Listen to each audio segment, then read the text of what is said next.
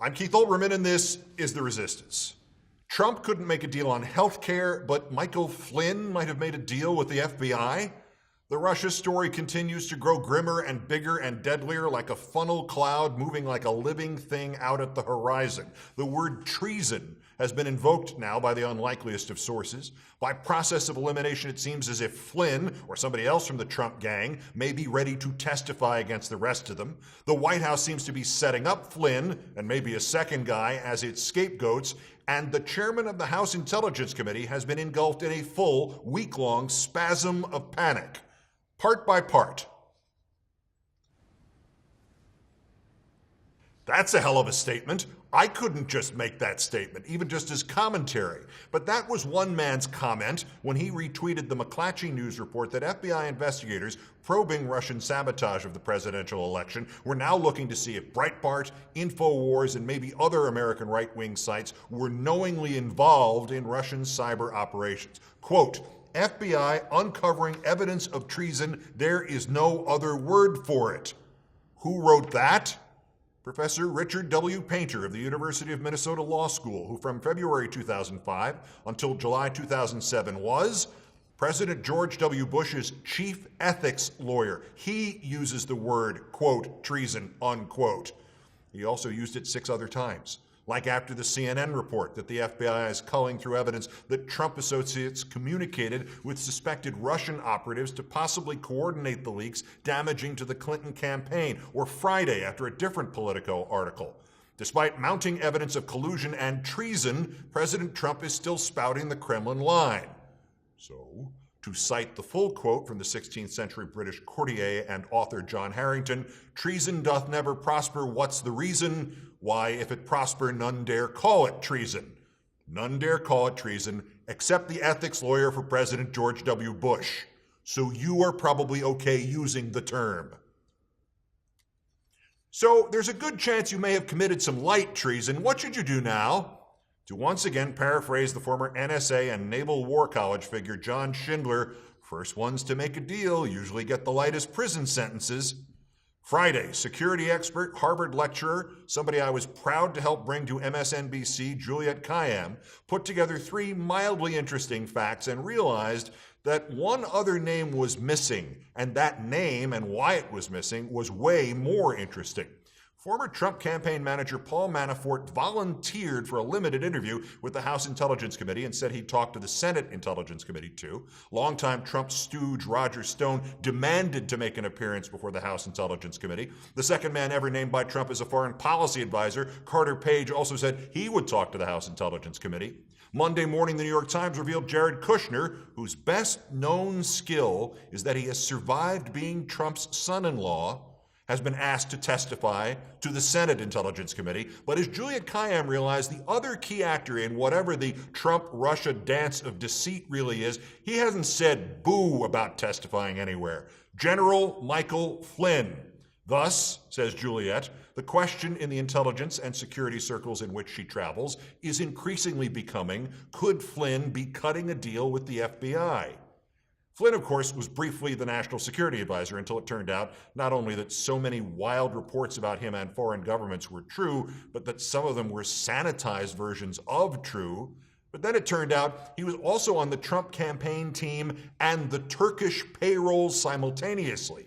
And now the former CIA director James Woolsey says he was at a meeting last summer at which Flynn, on the Trump campaign team, talked to Turkish officials about returning to Turkish custody the Muslim cleric on whom the Turkish dictator Erdogan has blamed all his country's problems.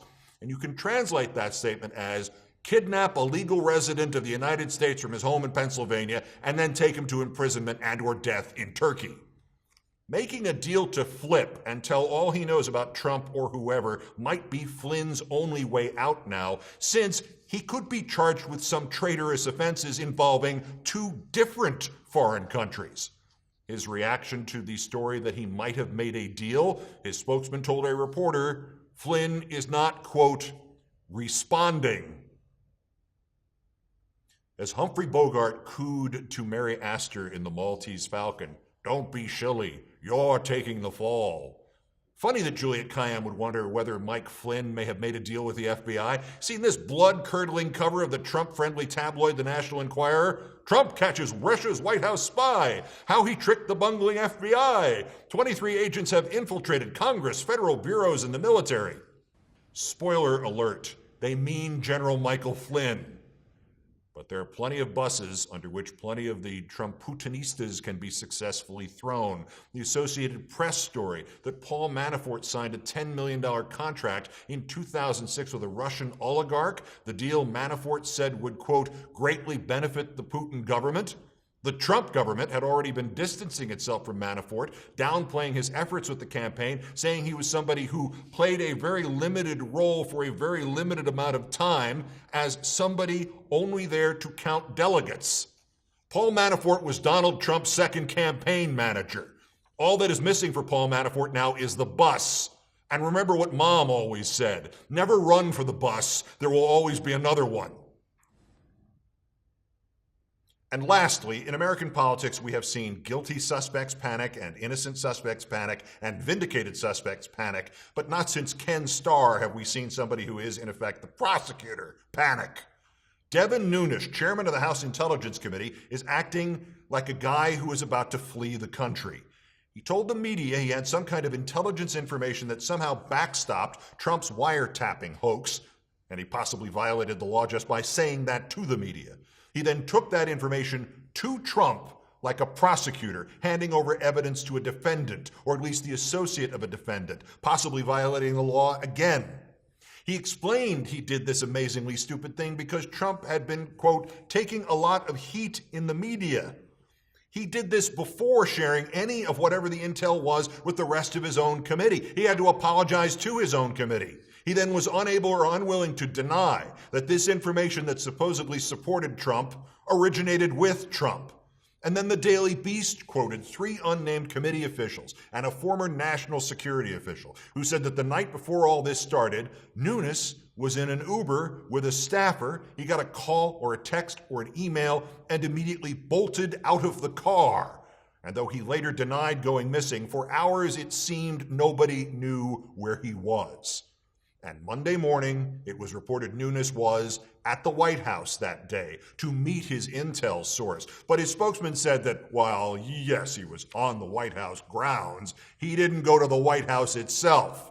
Because this is what happens when you elect Inspector Clouseau to Congress. This is the man nominally leading the congressional investigation of Trump and Russia, who, of course, was also a member of Trump's presidential transition team and just happened to be at one of General Flynn's meetings with the Turkish foreign minister. And all this unfolds while my friend Andrew Mitchell reported, quote, a lot of former transition team members in and outside of the White House now purging their private phones. And while the Russian propaganda website Sputnik may wind up getting press credentials as part of the foreign press covering our White House, this is not blowing over. This has not stopped expanding. This is not something for which we cannot use the big words. This is about whether or not the man elected president is loyal to the United States of America or whether he is instead loyal to the Russian Federation.